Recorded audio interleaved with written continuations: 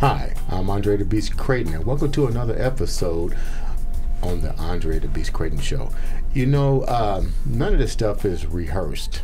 And I think people ask me, well, I had two people say, how do you do these shows? Like, do you write things down? Do you take crib notes? And I'm always says no. I just kind of like fly by the seat of the pants because I like to use that creative side of me, and I have a tendency, if I write down too much information, I get a little bit crazy.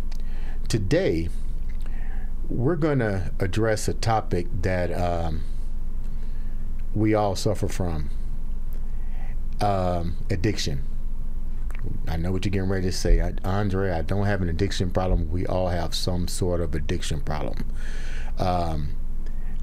The unfortunate side of that is some of these addictions can be harmful to us, and we need to know how to recognize the signs of addiction, what addiction actually means, how to seek help, and more importantly, how to keep going once you've been recognized that you have these problems. Today, I have a very good friend, a leader in the community, a role model. You know, I can go on and on about this man's skill sets. He is one of the leaders in the field of addiction. I'd like to welcome, without further ado, Dr. Jones. What's up, big guy? Hey, doing well, doing well. Welcome to the show, Dr. Bailey. Good to be here.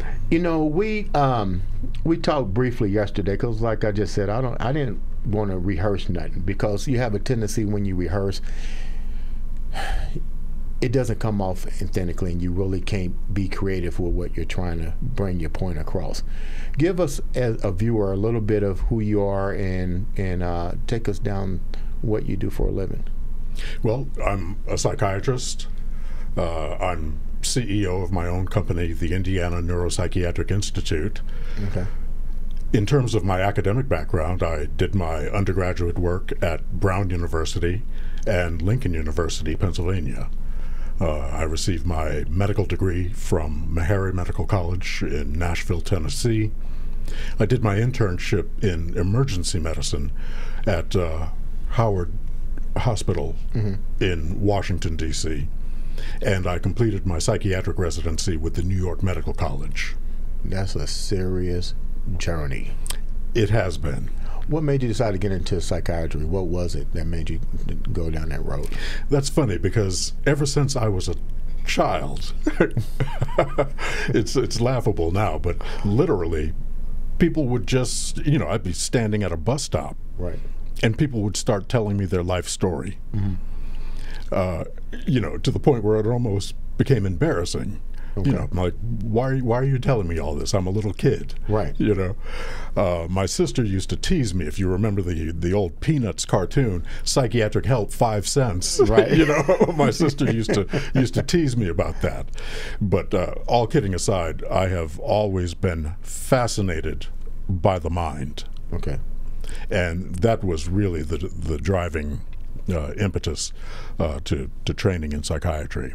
But you got a legacy that goes far beyond the psychiatric realm. You have a family genealogy tree here that's very, very powerful in itself, the Blackburns.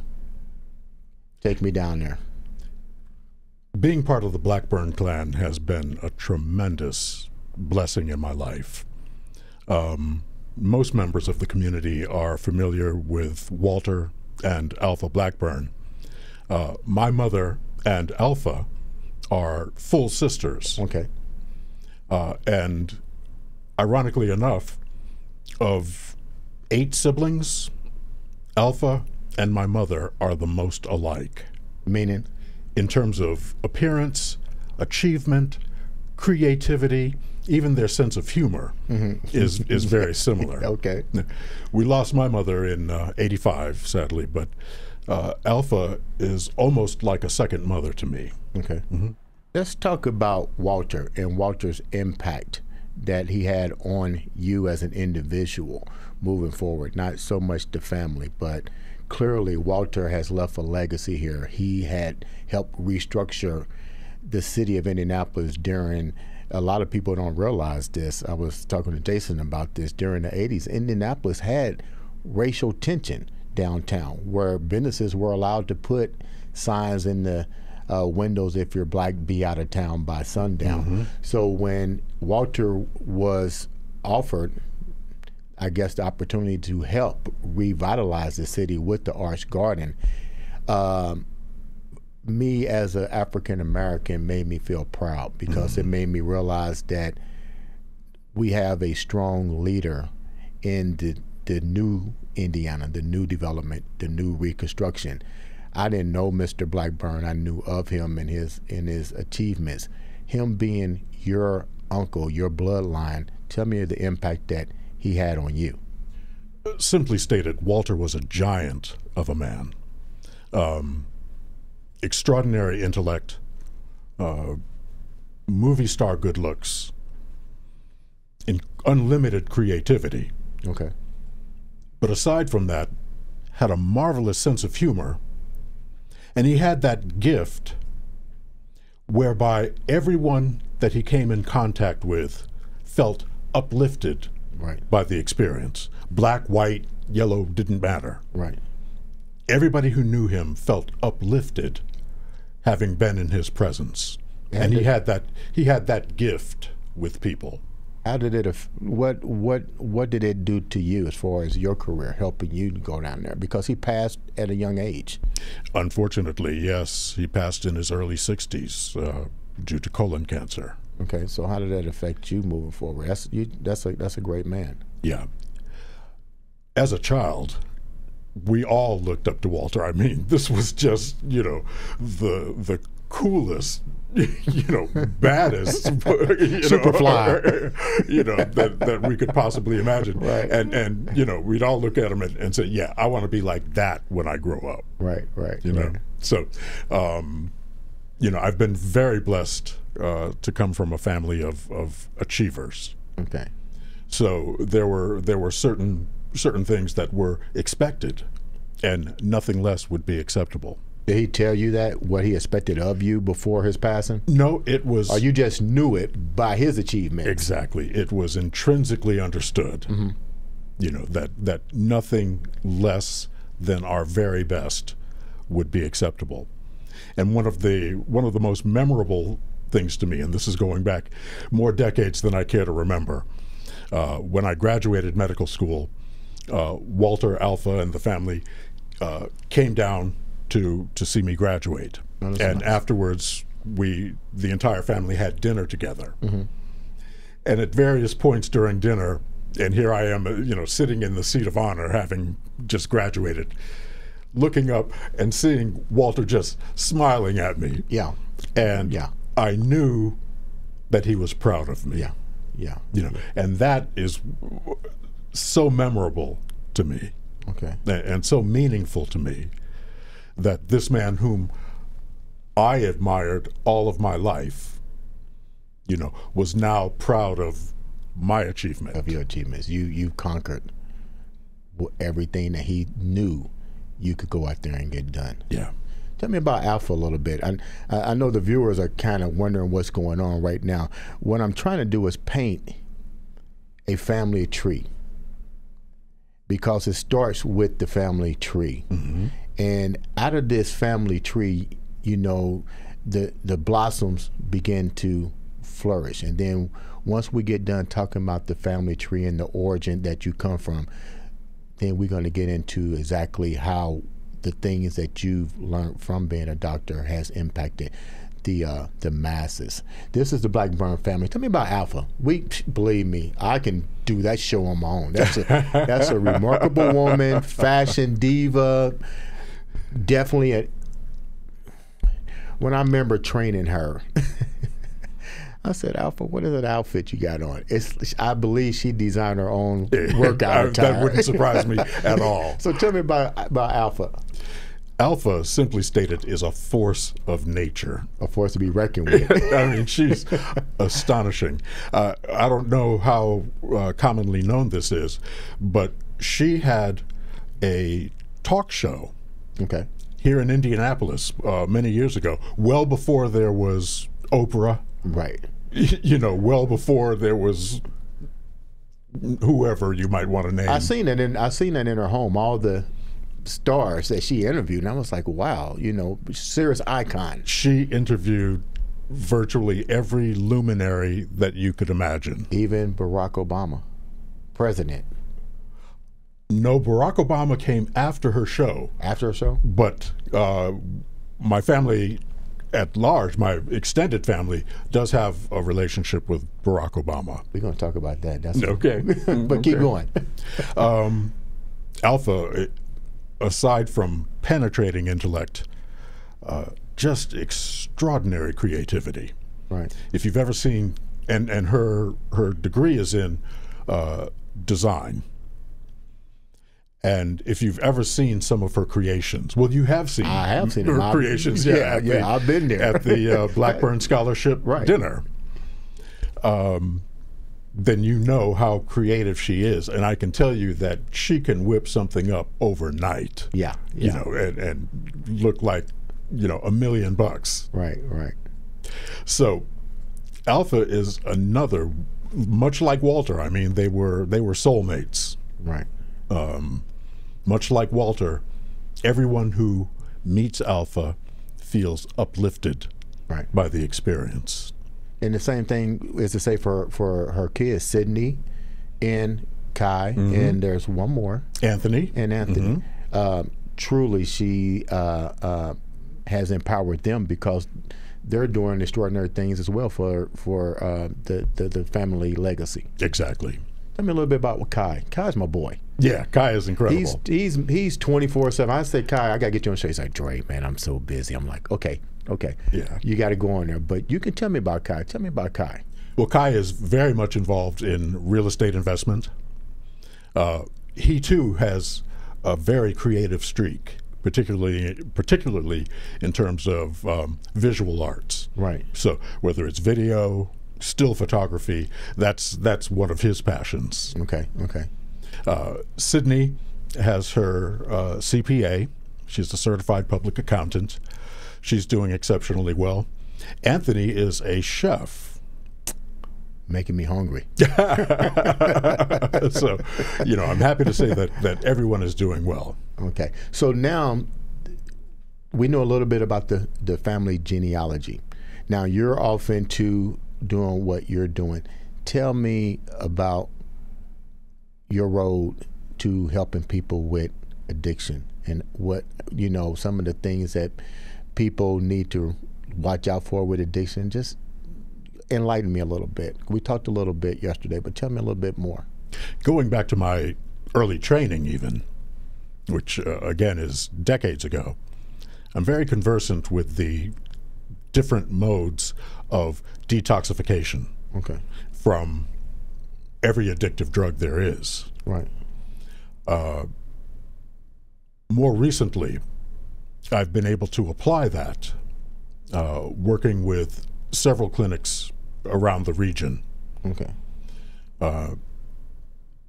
We talked briefly yesterday about opiates and some of the techniques that can be used to palliate the effects of abrupt withdrawal from opiates, which is extremely difficult, extremely painful. What do you find being one of the number one addictions right now that we're dealing with?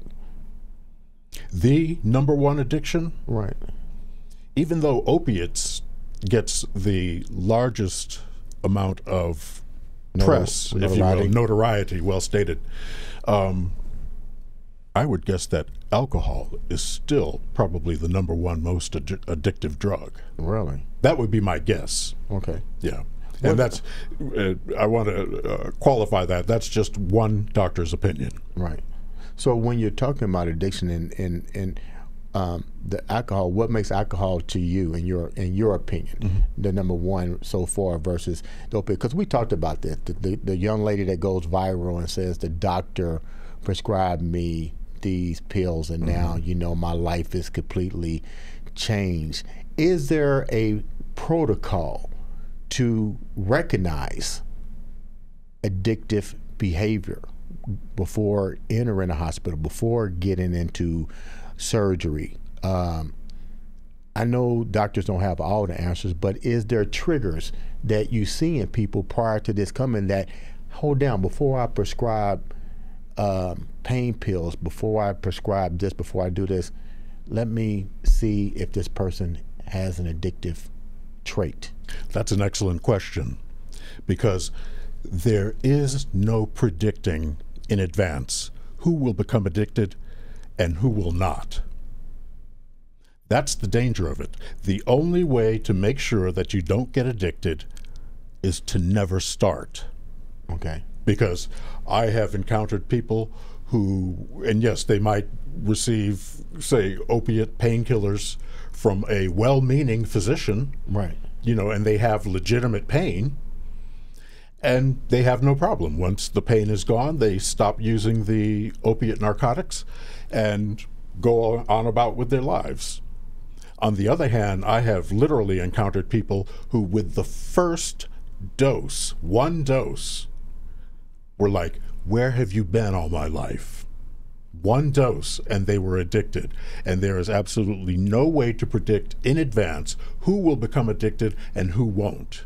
And a lot of people probably don't even realize that they are addicted, because maybe the brain senses a feel of relief, a sense of euphoria.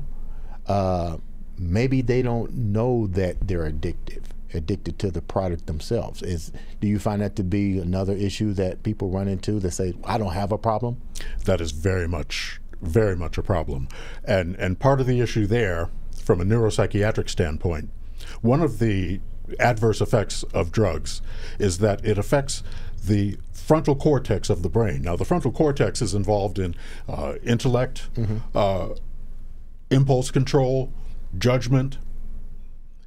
So it's ironic to me that the part of the brain is affected by drugs that would ordinarily tell you, gee, maybe I'm doing too much opiates. That very part of the brain that would warn you against a coming addiction is precisely the part of the brain that is damaged by addiction. What is the protocol for that? Let's say, for instance, when somebody recognizes that they have an addiction, and we talked about this yesterday. I had a family member, well respected, and I remember him reaching out to me, and he was going from hospital to hospital to treat pain. And I asked him, I said, what seems to be the problem? He said, well, I can't get pain medicine for my whatever the illness was. And then I got to thinking, from, not from a doctor's standpoint, but he's been given pain medicine since the 70s. So addiction has been around since way before Vietnam, way before World War II. We physicians probably knew about it and probably didn't have a cure for it. Addiction has literally been around since the dawn of man. Right. We talked a little bit about that. Quite literally. But our concepts of addiction have changed over the years. Depending on the addiction? Not depending on the addiction, the concept of addiction in general. Okay. There was a time where cigarettes, nicotine, was not considered to be addictive. Until it became a problem. Well, it has always been a problem. But it was actually, cigarettes were at one time, this is hard to believe, and many, many decades ago, well before my time or your time, but cigarettes were actually prescribed by physicians to help someone to alleviate their anxiety, for example. There were ads, magazine ads, showing doctors in white coats recommending a specific brand of cigarettes. So our concepts regarding addiction have changed over the years. We've learned much more about what addiction is, much more about what addiction does to the brain. And I'm very happy to say that the most progressive among us recognize that addiction is first and foremost a medical condition. It is not a weakness in character. It is not a flaw in one's personality. It is a medical condition that can affect anyone at any time during their lives.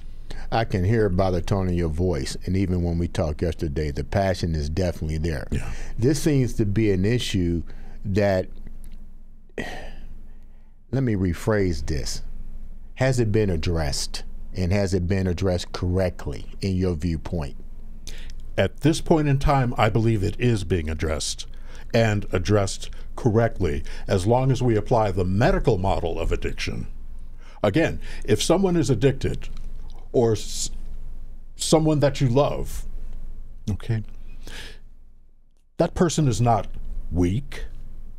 That person is not flawed in character. That person is suffering from a medical condition that is eminently treatable. What do you mean when you say eminently treatable? Eminently treatable.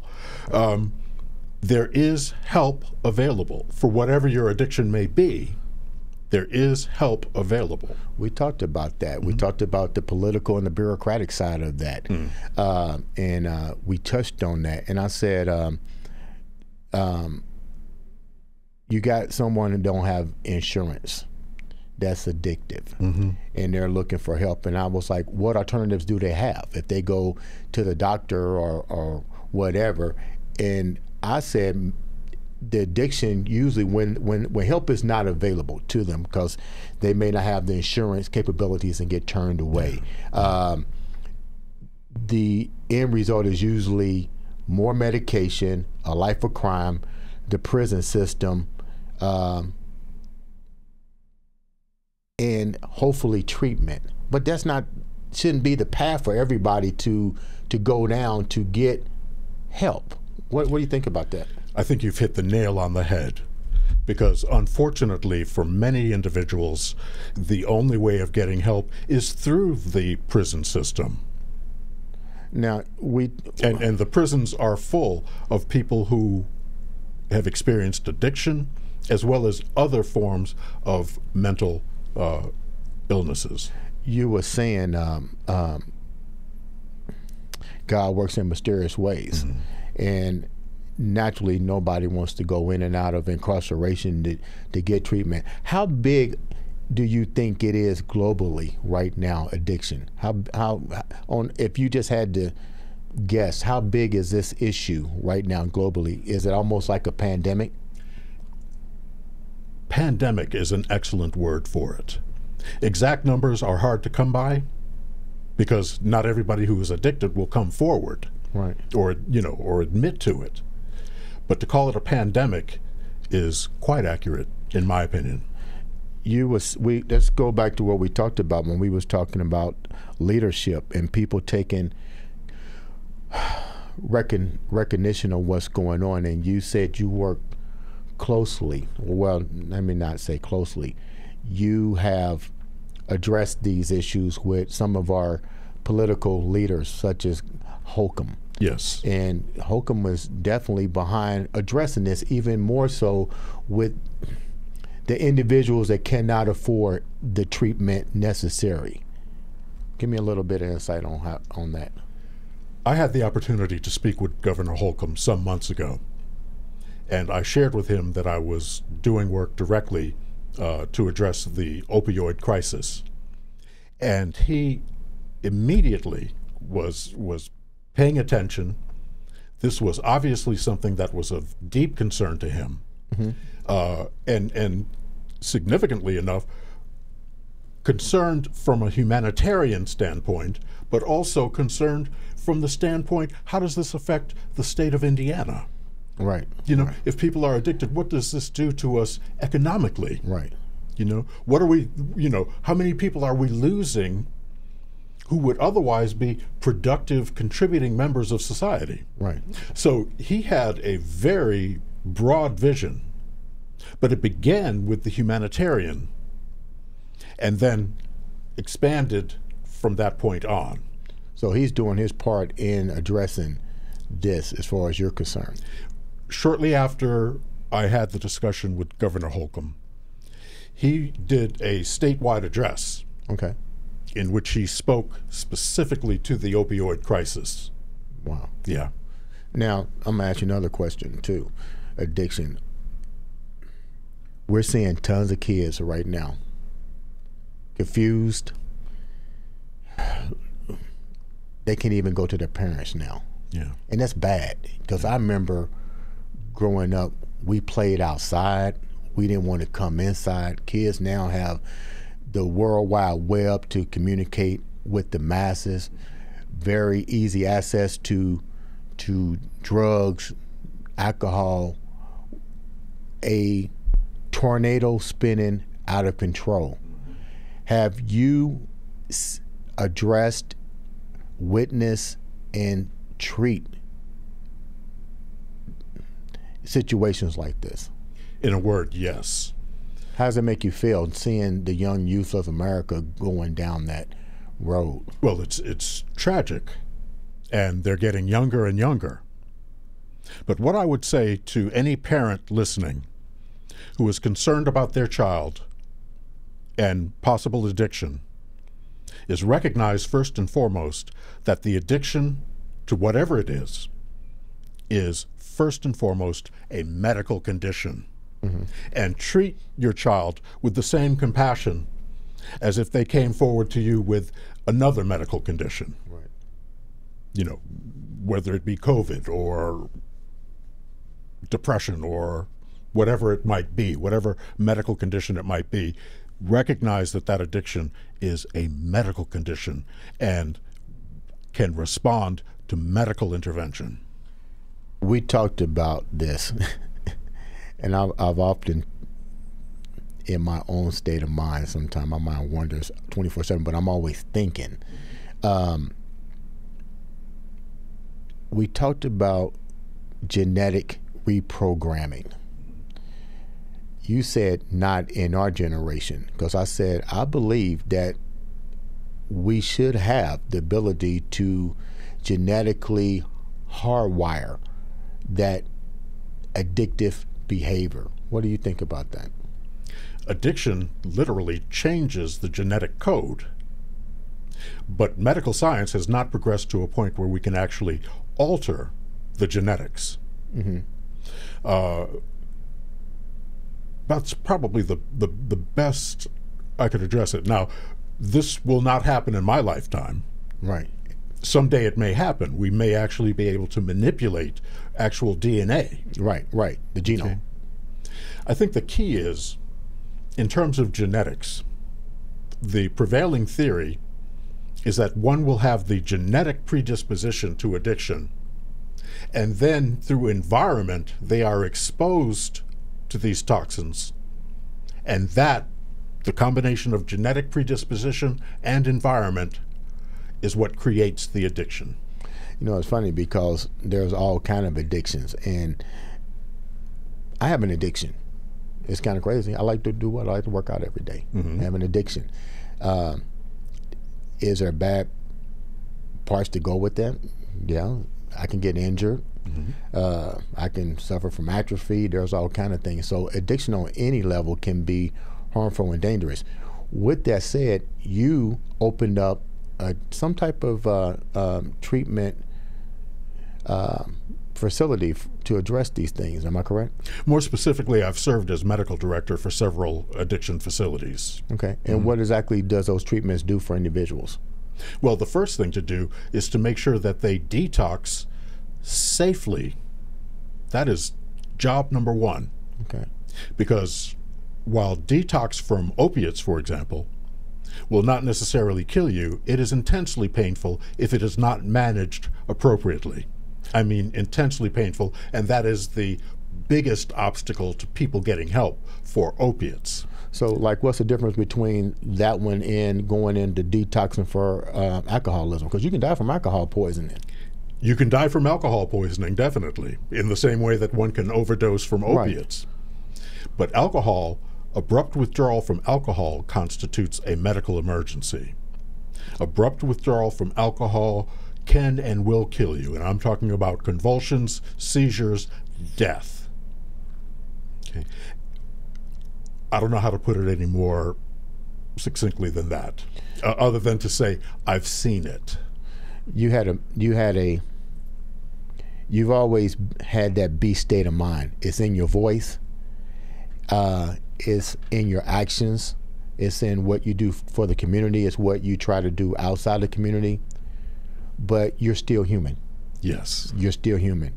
And you shared that with me, and it touched me because I've been knowing you. We've been good friends for years. Years. And to know that even you had a weakness that tore you apart, because naturally we're in the public's eye all the time. We're role models to these people. You get close to these patients. But there was a moment where you literally said, boom, I had to walk because it got to you, correct? After being engaged for an extended period of time, I had to take a little time off. The burnout. The burnout, that's what I mean. Yeah. The burnout was just extraordinary. What do you mean, like extraordinary? If you can imagine trying to hold back a tidal wave with a teaspoon. A tidal wave is rolling in. Right. More patients than you could possibly see. And you're trying to help. You're trying to hold back this tidal wave with a teaspoon.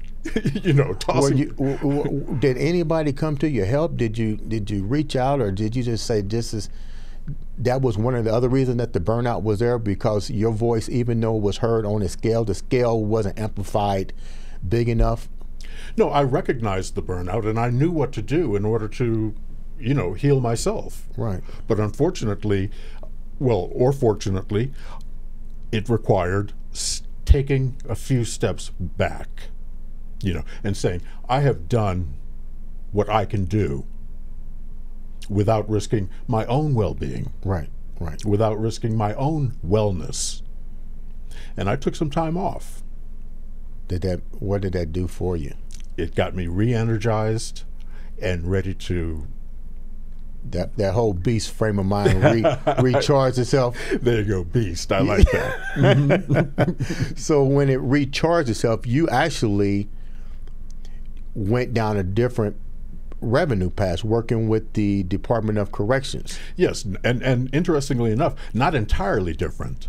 I have done extensive work within the Department of Corrections, working with incarcerated individuals on their various mental health and addiction needs. So I have, and in some ways you could almost call that my first love. Right. So I have returned to that, and I'm excited about it. Why is that your first? You said that's your first because those people were at their end of their rope, and prison might have been the end of the journey for them, and you said, okay, I'm gonna bring my talents here because I know they can be productive citizens, and I know what the problem is. I want to be able to address it. This incarceration isn't the end beat all. Andre, it goes back to something you were saying just a little while ago. For many people who do not have the resources, unfortunately, they end up incarcerated.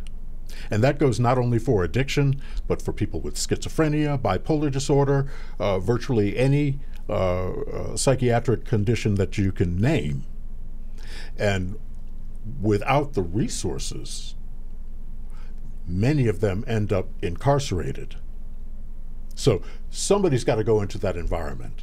Somebody's got to provide them with the help in order to get their psychiatric condition, their addiction under control.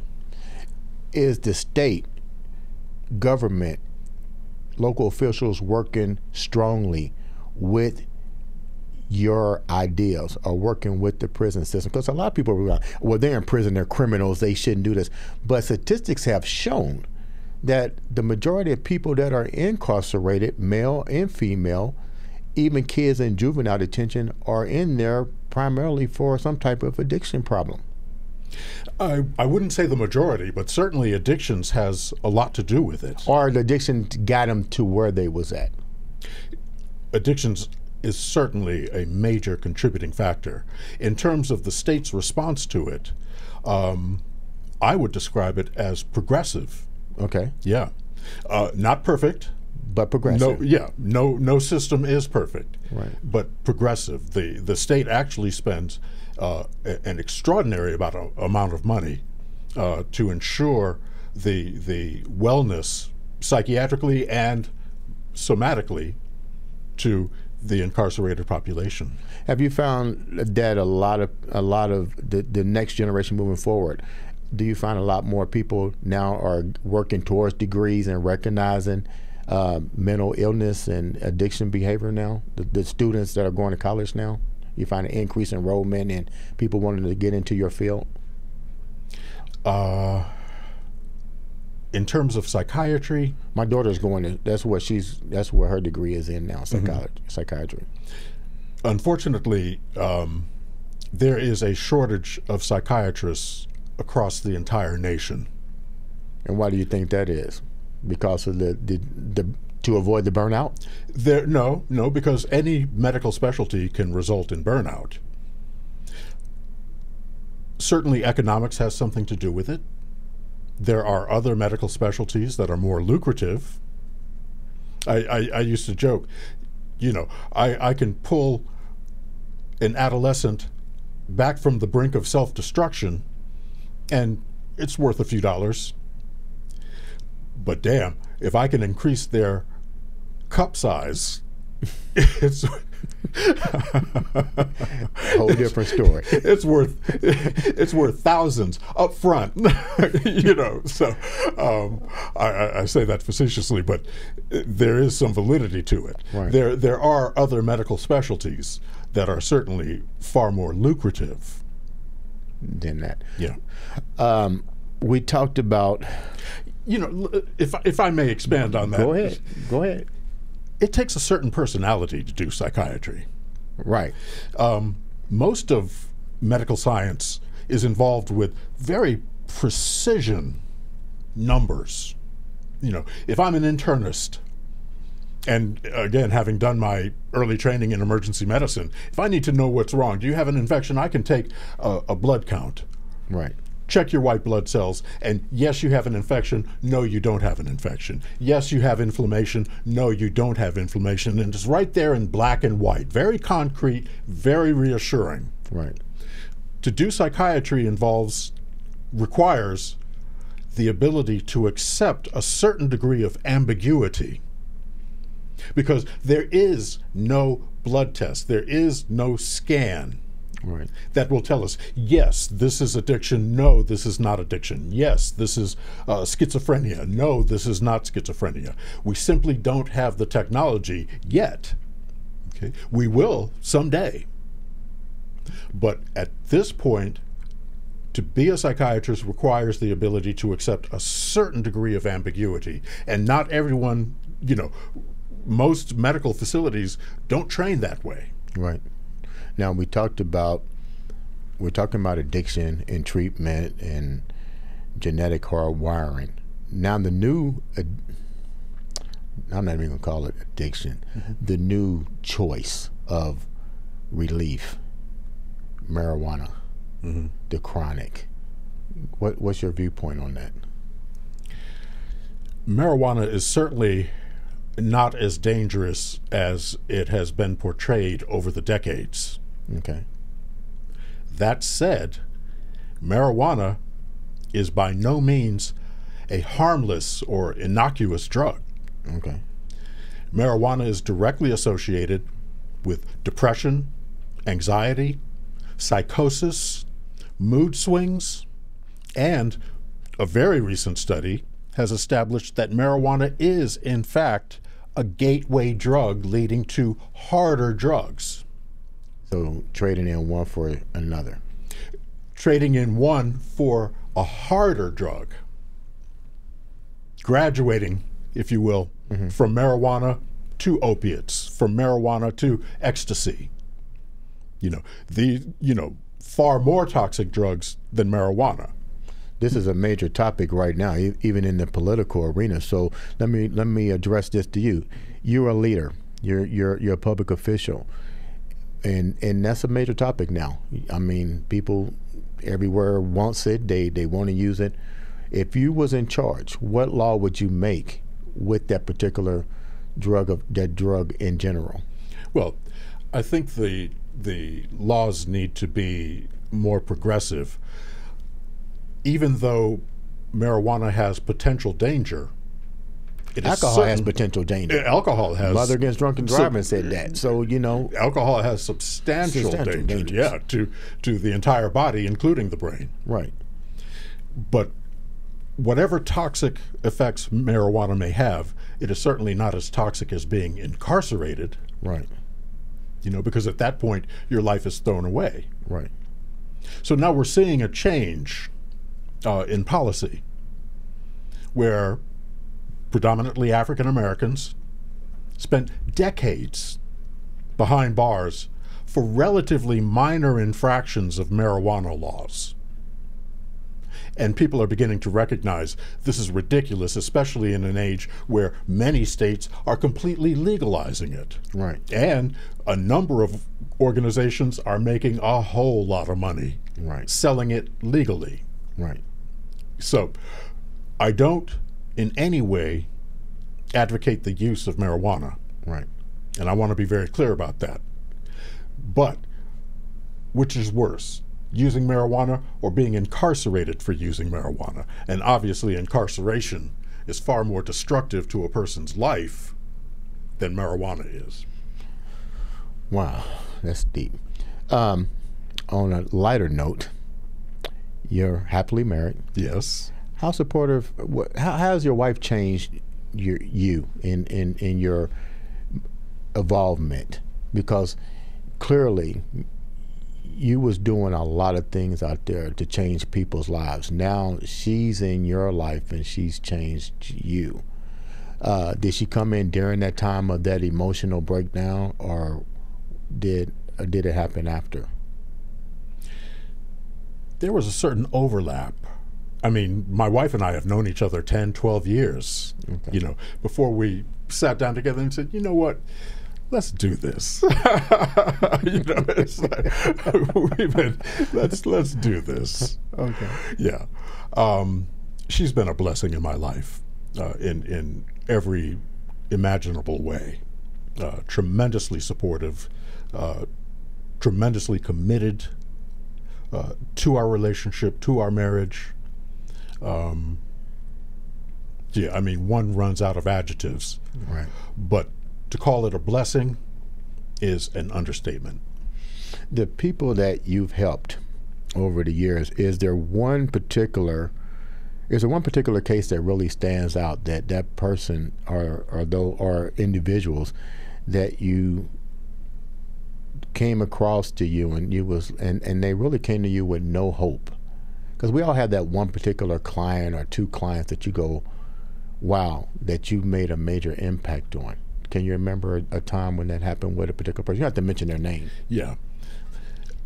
That's a great question. And the answer is yes, there are a number of people whom I've had the privilege to treat who were able to, as a result of treatment, turn their lives around and go forth and achieve anything that anybody else can do. The thought that comes to mind is my work with young people. Okay. Children and adolescents is probably the most gratifying for me. Why is that? Because children always have hope. Hope is a dangerous word too. I don't know if dangerous is the word that I would use. It depends on how you approach that word, hope, or your actions towards hope. But go ahead. I remember one instance where, after getting a young person, getting their life turned around, back on track, a mother stood up at the end of the session and said, "God bless you, Dr. Jones. You've given me my child back." And that was very moving to me. That was profoundly moving. And I've been blessed to say that there have been many with similar results. You have definitely impacted. And I can tell how you impact people, because every year, this is the first year that Alpha did not have the all-white party. COVID-19. Ain't that crazy? Yeah, COVID-19. I was looking to see all of us decked out. I know. It's the scholarship fund did not take place this summer. The all-white party did not take place. All the things that I look forward to the most, COVID just came in and said, nah, How has your life changed with all that? I mean, because these are things that we look forward to every year. Now life is making us reevaluate, rethink, rebrand. It's just crazy. It's almost like we have ran off of DOS software. Now our whole body has to be reprogrammed now. How has that changed you? What have you noticed that you had to do differently during all this? To paraphrase someone, I think it was Darwin, survival does not necessarily go to the strongest. Survival does not necessarily go to the fittest. Survival goes to those who can adapt. And that's the key. Except that this is reality. COVID-19 is real. I have lost personal friends that I've known for decades who were gone in days, literally days, from diagnosis to death, 3-4 days. Again, friends that I've known for decades. So it is real. Make no mistake. We are entering the age of the new normal. And all of us will either adapt or die. There's no way around it. Survival goes to those who adapt, not the strongest, not the fittest, those who can adapt to change and accept the reality of it. COVID is real. The post-COVID world, nobody knows exactly what it's going to look like, but we can all agree it's going to be very different from how it used to be. How do you see things differently now from human identification? I don't like to use the word racism, and I tell you the reason why. I don't use it on my podcast, and I try not to even use it in public, because it makes people do like this. It makes them afraid. So I use the word human identification. What have you seen change in the last couple months with this racial turmoil that we're dealing with? Let me address that from a psychiatric standpoint. I've been following very carefully the psychiatric effects of COVID-19 and the psychiatric effects of lockdown and so forth. We've seen major increases in feelings of isolation. Some studies have reported that depression has tripled what it used to be. There was one article from a specific hospital that stated that in a 4-week period, they saw more suicide attempts in 4 weeks than they had seen in an entire year. So these are some of the psychiatric effects that COVID has had, and the lockdowns, so forth. So astronomical rates of anxiety, depression, suicidal ideation through the roof. And to compound it, people are scared to go out and get help because of COVID. Because they might think that something else is going to happen? Well, they're afraid to go out because COVID is out there. So they sit at home and suffer, sadly. Do you think that our leadership has taken a big enough stand in addressing the racial tension, the COVID-19, and the pandemics that we're dealing with right now, locally, not state, worldwide? We're talking about just here in Indiana, where we live. more needs to be done to address the myriad health conditions afflicting the African American community. Explain that. African Americans are at higher rates for hypertension, diabetes, heart disease. Who's at greatest risk for contracting COVID? People with high blood pressure, diabetes, and heart disease. And don't forget economics. Don't forget economics. Good point. Don't forget economics. That point is well taken. The have and the have-nots. That point is well taken. So the African American community is already at greater risk due to pre-existing conditions. Right. Combine that with COVID attacking precisely those individuals with pre-existing conditions, and you have a recipe for disaster. Do you think we need to focus a lot more on our health care in Indiana? Oh, in general, everywhere. I mean, across the entire nation. And not only our physical well-being, mental but too. Our mental wellness. And that has been a huge part of my message throughout my entire career. I think we talked about that.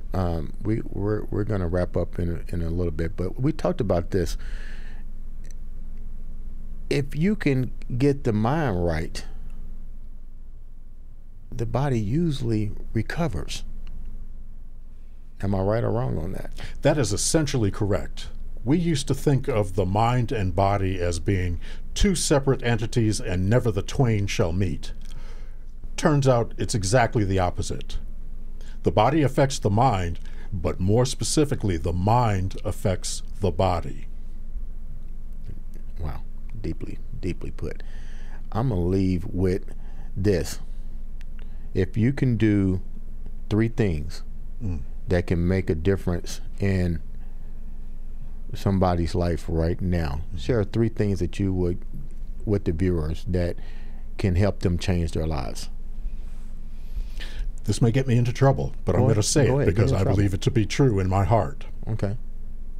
The issue of attention deficit with hyperactivity disorder within the African American community must be addressed. Explain that real briefly. Some years ago, I had the opportunity to see a researcher, a prominent researcher from Harvard, who was the leading researcher in the nation on attention deficit with hyperactivity disorder. And I asked him specifically, what percentage of the incarcerated population suffers from ADHD? And without hesitation, he said, at least 50%. That's a high number. 50% is huge. Huge number. Huge. The statistics are unequivocal. If a child is suffering from ADHD and does not get help, definitive help, by age 15, they are at triple the risk of drug abuse, unwanted pregnancy, and illicit activities. How do you recognize if your child, I don't know if you can answer that, but how can the viewers know if their child or someone that they love is suffering from this? The schools are generally very good in recognizing it because the teachers are the ones who see it first. But what if the teachers in general would rather shadow the situation? What do you mean shadow? I don't want to get involved in it. In my experience, the teachers, when they recognize the ADHD, because it's usually disruptive behavior. Part of the problem is disruptive behavior, impulsive behavior. Teachers recognize this and say, get this child tested and get some definitive treatment. Is there treatment available for the child? Yes. Okay. Yes. Treatments that are well established, that are safe, and extraordinarily effective. What's the second thing you can share with the viewers? That was it. That was 1, 2, and 3. That was 1, 2, and 3. That is, if we was on the phone, we'd still be going at it. But okay, I'll give you 2. I'll give you a second one. I'll give you a second one. And this is going back some years ago. I was addressing the NAACP in Fort Wayne. Okay. And using the resources of a large pharmaceutical company, had them do a search of all of the scientific literature that was specifically devoted to African Americans. Okay. And out of thousands of articles, this is a huge pharmaceutical company, has access to all of the resources you could possibly imagine. And they couldn't come up with a handful of studies that actually address the needs of the African American community. I'm speaking psychiatrically now. The amazing thing is, with as much as we go through as African Americans in this society, the rate of depression is no higher than the average population. The rate of anxiety is no higher than the average population. But because we either are unable to get help or fail to avail ourselves of help when it's there, we are suffering disproportionately. So if you think something's wrong with one as an individual, your child, any loved one, get evaluated, get help. It's there. Do you find that African Americans, let me rephrase this so I don't sound one-dimensional, people in general, Mm-hmm. and it's usually on the economic stance part, that because that's where most of your depression starts, is probably the economic part, because we want things, and when we can't achieve things, the spiral start to begin to unravel. Baby needs shoes, I got to pay the rent, blah blah blah blah blah. Do you find that individuals are less likely to go to a therapist or address these mental issues firsthand, and because they're not addressed mentally, like me and you, if I can call you on the phone like we did yesterday and we just talking, I feel a sense of relief. Mm-hmm. Do you find that most people need to start there first, to have somebody to open up to and share these things? I would agree. In other words, a lot of people keep the genie in the bottle and start to treat themselves to try to handle that genie in the bottle. Well, unfortunately, treating themselves often results in self-medication, using alcohol, using opiates, using marijuana, ecstasy, whatever's out there. So unfortunately, the pattern of self-medicating, when in point of fact they are at the root of it, they are depressed. Unfortunately, that only exacerbates whatever is already there. Now, does socioeconomic deprivation exacerbate all aspects of psychiatric health? Right. The answer is you're absolutely correct. You're absolutely correct. But that is not necessarily cause and effect. Right. Sadly, as African Americans, we have failed to embrace the concept of mental wellness, that it is every bit as important as your heart, your liver, your kidneys. Your brain is just as important, and there is no shame. These are medical conditions, imminently treatable. There was a reason that they said the mind is a terrible thing to waste. That was my uncle. Really? Yeah. Chris Edley. The mind is a terrible thing to waste. And we're doing it every single day, seems like. So with that said, Dr. B, how can people reach you? How can they reach you? I'll be candid. I am no longer available for individual consultation. Okay. Yeah. But you can recommend places and treatments maybe for these people to go to that may need some help, because the viewers are listening. There's somebody out there right now that goes, okay, you shared all this beautiful information, but what should be my first stop? Get on Google and find places to receive mental health treatment. Okay. I mean, it's just that simple. I really don't want to endorse one over the other, one organization or hospital over another. I can tell you unequivocally, help is available. Help is available. With the touch of a button, clicking mental health resources, they should be able to find somebody to address exactly, these things. and somebody close by. Okay. Somebody close by. Again, I am no longer doing individual consultations because I'm busier than an ugly stripper. I already know. How long did it take me to get you on the phone? No, what I tell you today, man, I can't never find you. Yeah, I'm working harder than an ugly stripper. Well, you know what? When you're working that much, you're already one step ahead of the game because your mind is constantly being utilized to some degree. So that's a good sign that you're busy like that. With that said, I'd like to thank the viewers for watching another episode of the Andre the Beast Show. Doc, it's a pleasure having you here. Hopefully the events that Alpha and your family legacy has will resurface, or maybe we have to find a new way to adapt to get back together again and hanging out. But it's always a pleasure having you and speaking with you. Come back again on the show. With that said, this is Andre the Beast Crayton. Tune in for another show of Andre the Beast Show. Thanks.